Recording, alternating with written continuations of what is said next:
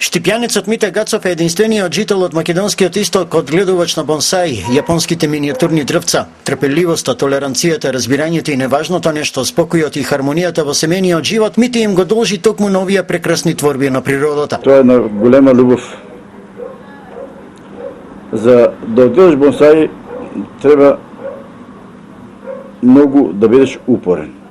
Значи, ако не се успее со првото бонсаи, треба да покажеш со второ, со трето, се додека не успееш да направиш едно право бонсаи. Со ова бонсаи дрвце, старо повеќе од 15 години, започнува приказната на Мите. Тогашниот 53 годишен градежник решил попусто да не го троши слободното време во безделничење. Многу дрвца, многу природа, а на мал простор.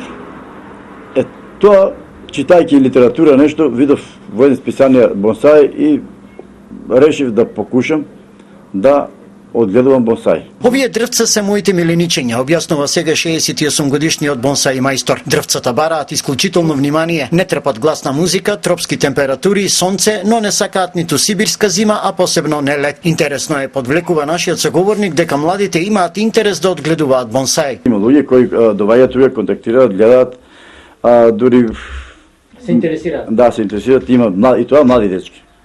На свет.